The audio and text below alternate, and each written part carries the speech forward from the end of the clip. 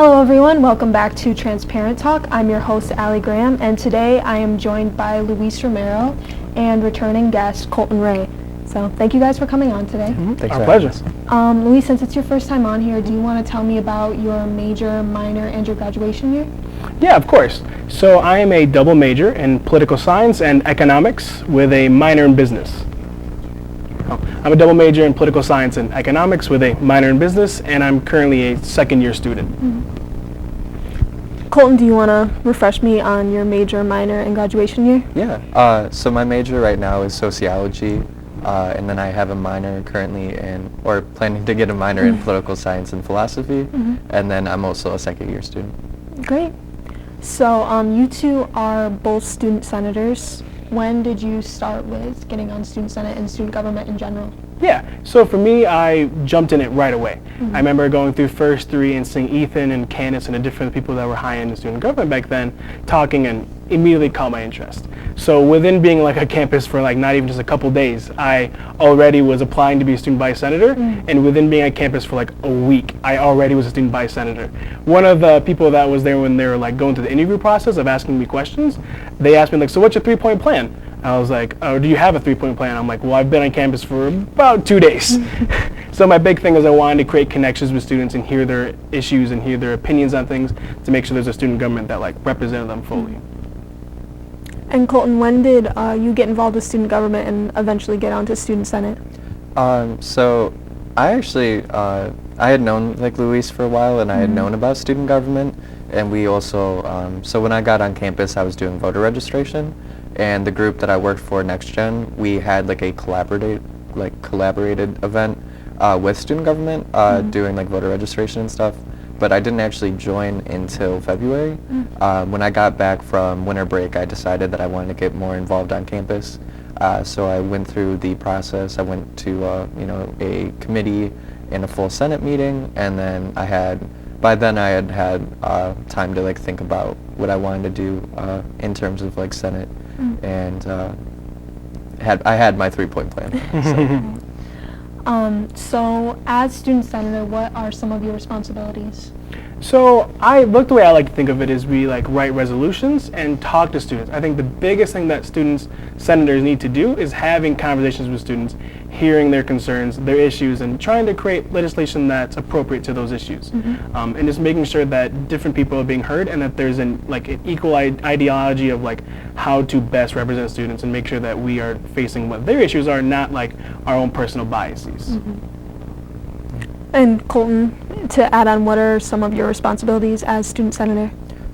In terms of just like kind of the, Luis explained pretty well, but like in terms of like the kind of internal process, we have different like committees that senators are assigned to.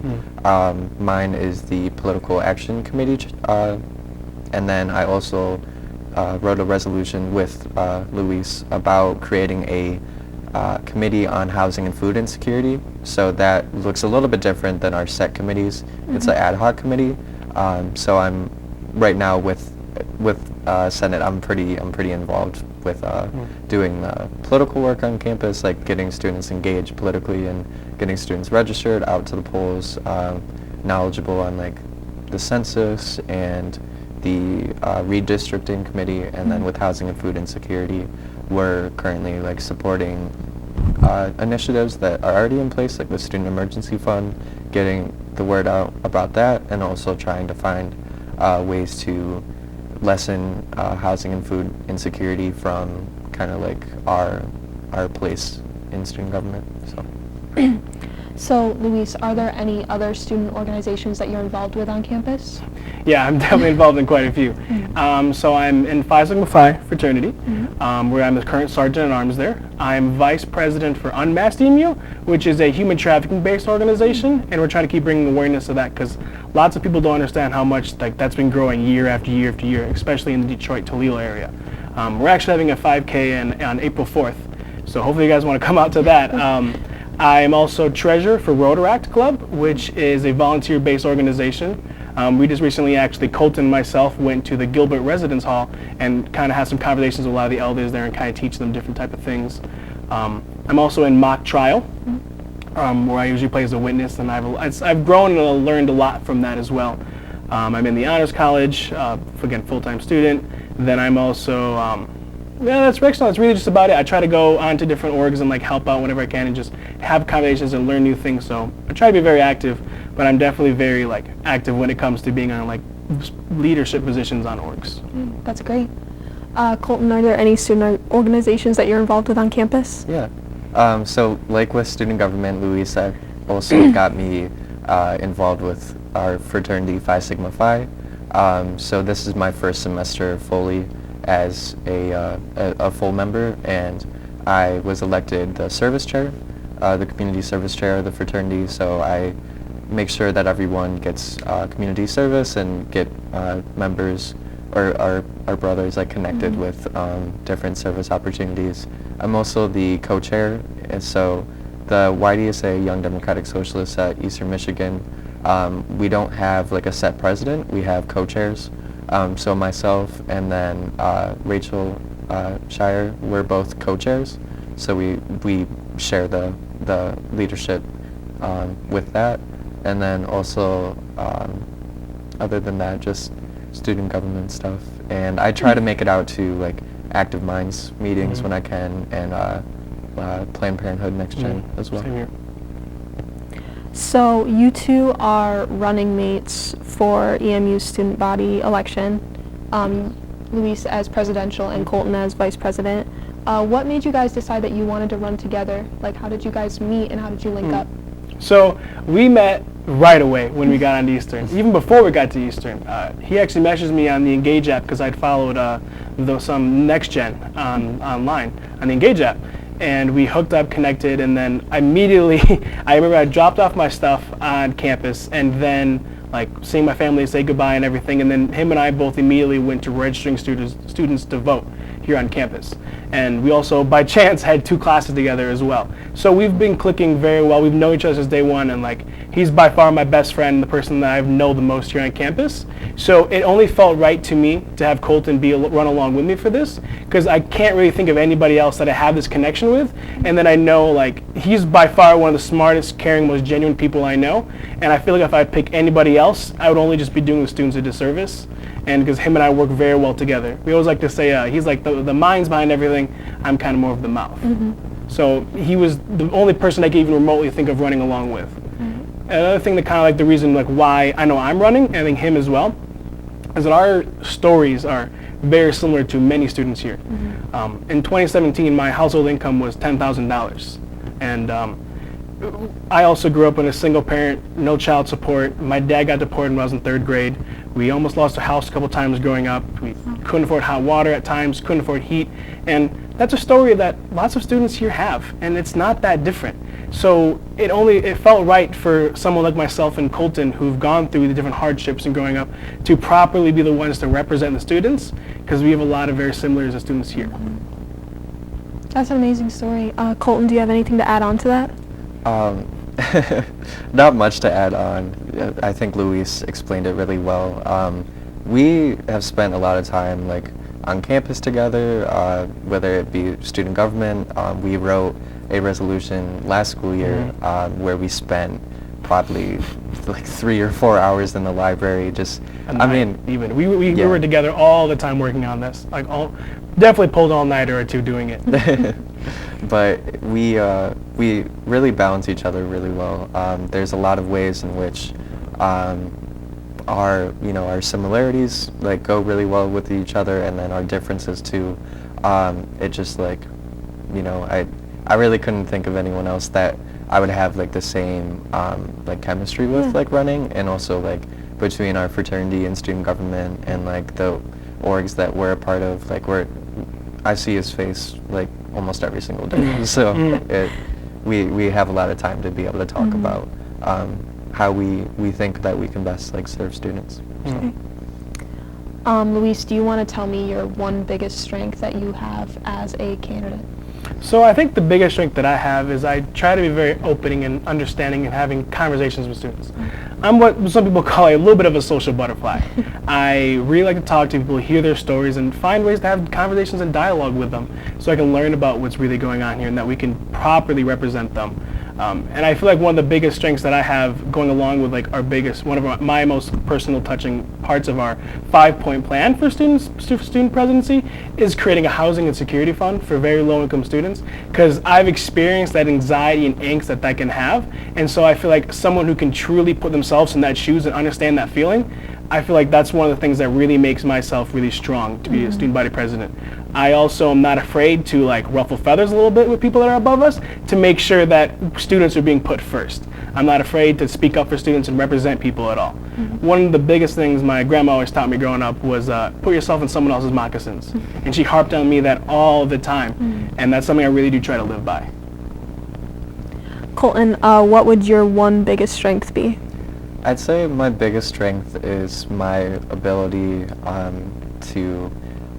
I'm not that great of a speaker, but I'm a fairly like decent writer, and I feel like I'm able to really express like through writing, like whether it be I feel like I'm good at like the ethos, pathos, logos, because there isn't many times where I've written something that like I'm entirely just throwing out facts or just entirely throwing out my like opinions. Like I try to always base my opinions with like some sort of fact, and also bring that emotional connection, because I feel like far too often we talk about, especially when it comes to like issues like housing and food insecurity, we talk about issues without really getting that like real human element to it. And I feel like getting that element is really important for me.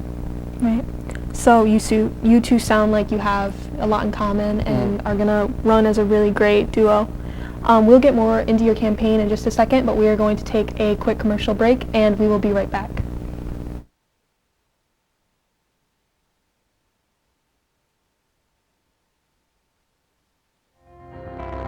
Welcome to Ypsilanti. Here you'll meet the talented, the fascinating, the proud. Students with the arena to question. Artists with the room to create. Entrepreneurs with the freedom to risk. History buffs with the opportunity to explore. Here, we value authentic conversation over created facade. We value passion over promotion, and we value uniqueness over the expected. Ypsilanti, we are unfiltered. We are authentic. We are real. Ypsi real. True EMU. You are welcome here.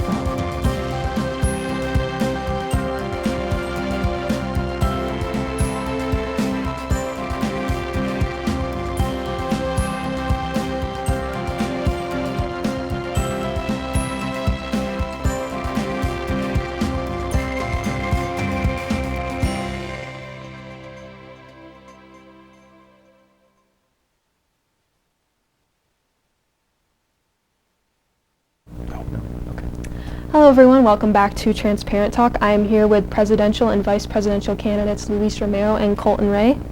So Luis, you mentioned to me that you guys have constructed a 5-point plan for your campaign. Do you guys both want to tell me a little bit more about that?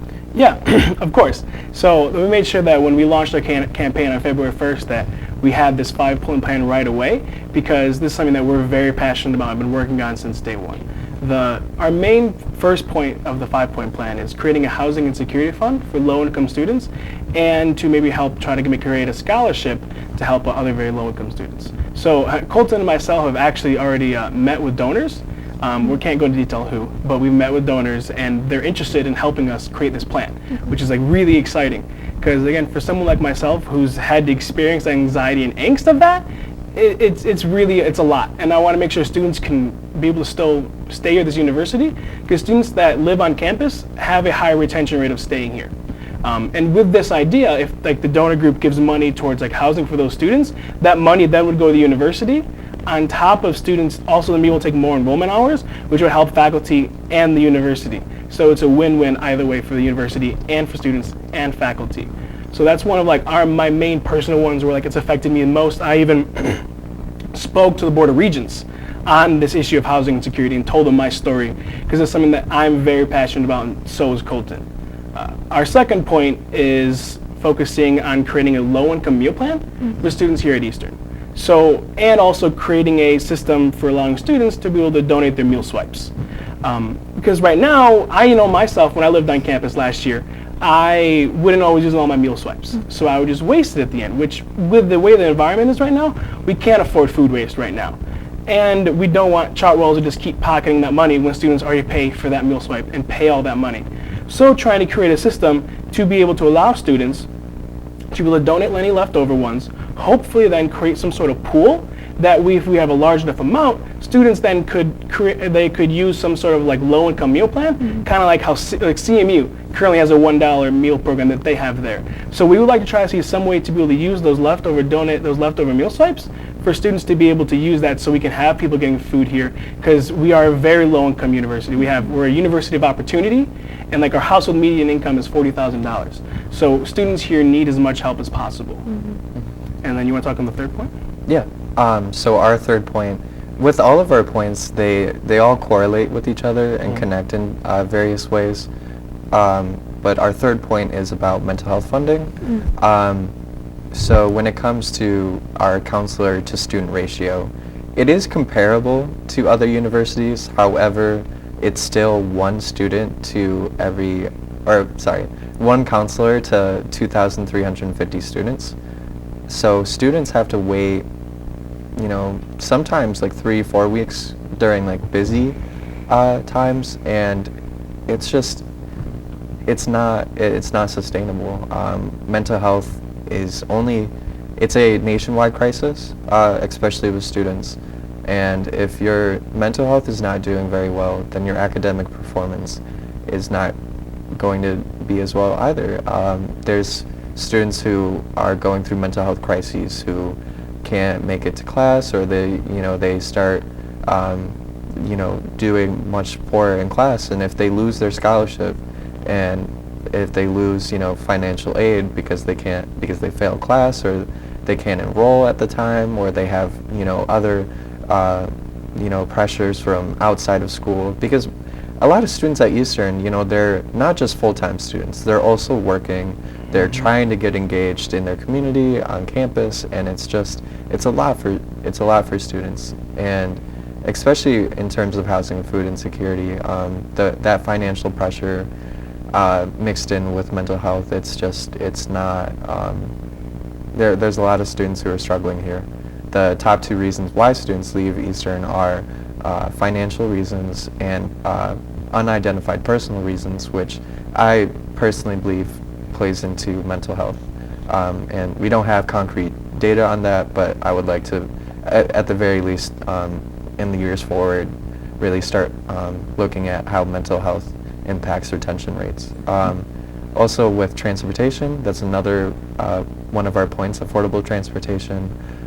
There are currently bus routes to like grocery stores in the area. There's a bus route to Fresh Time Market.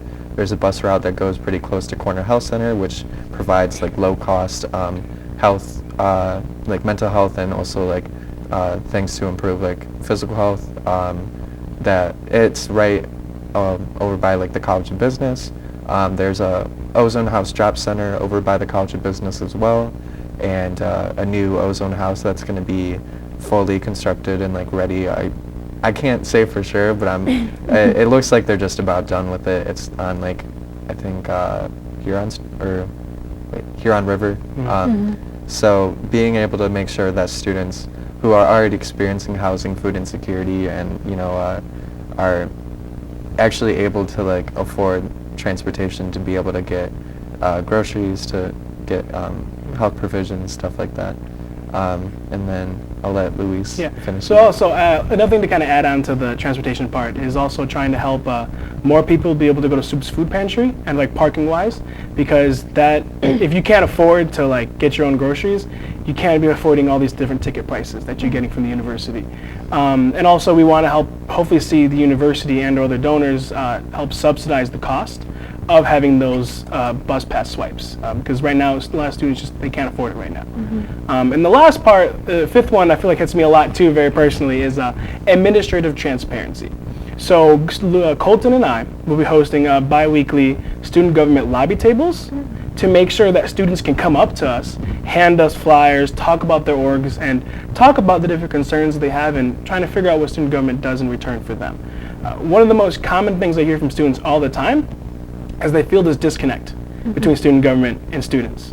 So one of the biggest things that I know I will be doing if I become student body president is having very much open door policy in my room. So I'm a bit, like I said, I'm a bit of a social butterfly, so I love talking to people and hearing people's stories. So I'll be making sure my door, whenever I'm in my office, which will hopefully be way more than not, students can come in, talk about their issues and their concerns, and try to help create a constructive dialogue to help address those issues. So we really badly want to focus on students being able to understand what student government does and creating dialogue with them. So as you mentioned, there is definitely a disconnect with student government and students. A lot of students don't really, they aren't really aware of certain candidates or certain things going on within student government, and they don't really realize the power that student government has to make campus a better place. Why do you think that is, and how do you think we can get students more aware and more involved? So I think a lot of it just comes to senators getting complacent and not trying to create those dialogue and conversations with students. And because, I don't know, I feel like a lot of times senators get caught up in it and they're just like, oh, I'm a senator, now I've done my job, I don't need to talk to students as much. And that's one thing that I really try to change, and Colton and I will be really heavily changing, is going to events on campuses. There's some times where I'm going from org to org to org and org to different events, because I want to have them see our face. Know that we're not just pandering, trying to come out to 1 or 2 events and trying to get their votes, but rather continually going, creating those conversations and dialogues so that all different multitudes of different opinions and races and whatever is on campus is being properly heard. So Colton and I, with that student body, with those bi-weekly lobby tables, will hopefully help create that conversations and dialogue and help bring down that disconnect as much as possible. So they keep seeing our face, hearing our voice, and hearing that student and seeing what student government's actually doing for them. Right. Colton, do you have anything to add about the disconnect or raising awareness to students about the power of student government? Yeah. So I want to touch on that a bit, and then also some of our other points about administrative transparency. So when it comes to student government as a entity, I feel like there are ways in which we truly do represent students, and there's ways in which we put on programs that or advertise for student orgs or allocate funds that really does benefit students. I also think that student government can sometimes act as a body where it seems like things are getting done when in actuality they're for example the Student Emergency Fund. Great program. There isn't much word out about it, and even the $750 that students can request. Going back to our 5-point plan, right now I am currently filling up my car with antifreeze every day or so because I have a blown head gasket, and that costs at least $1,000 to replace. So that Student Emergency Fund, while it's a good program, I feel like student government needs to recognize that students at Eastern they're not always looking out for for that type of stuff. They're working, they're going to class, and then they're going home. Not everyone is able to get involved on campus and constantly stay in the know about things. So I think being able to go directly to students, whether it's lobby tables, whether it's trying to work with faculty to make sure that students know what services are available. I know some faculty put in their syllabi, they put information about Swoop's Food Pantry. I think that Swoop's Food Pantry and the Student Emergency Fund are great services that luckily with Swoops, I feel like the word's gotten out better but there's still a lot of students falling through the cracks. So I think working with faculty, working with the administration to make sure that students are aware of where they can find resources, and also how they can make sure that their voice is heard and actually feel like the university is listening to them.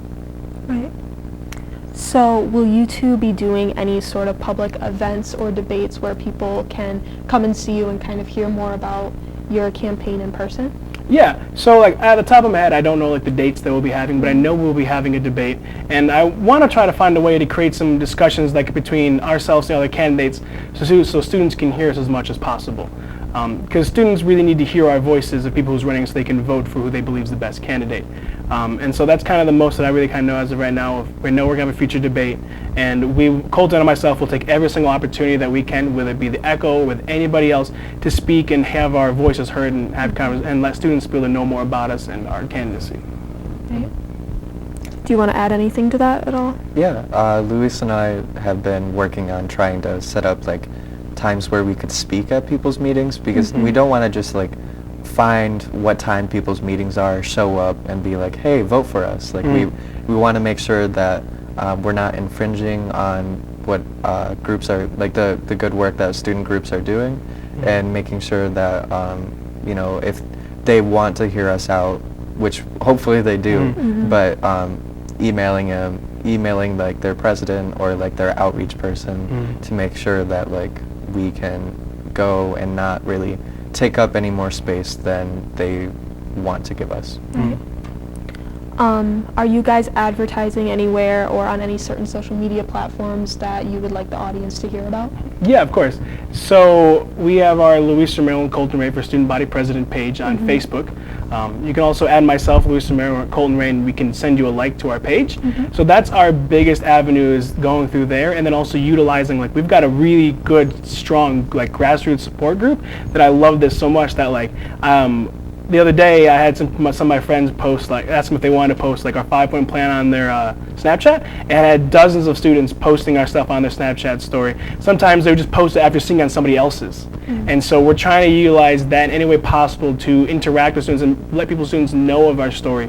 And we have a lot of strong people that are really dedicated to this, and with them and with their support, we can really do something really great here and let students be able to learn all about us in every way possible. So the biggest thing really though is our Facebook page. If you want to learn what we're doing up to day-to-day basis, is we kind of keep up with date and everything. That's one of the best ways to be able to go through that. Colton, do you have any final comments that you'd like to make about the campaign? Well, election day is March 25th and 26th. You could vote either day. You just have to go on your My Image page, and there's a tab on there where you can go vote. Luis and I are definitely both open to having, whether it's like short little conversations or like long in-depth conversations. We've had a lot of both already so far in this campaign, and we want to continue that. Okay, well, thank you guys both for being here. I wish you the best of luck in your campaign, and we'll see you guys next time.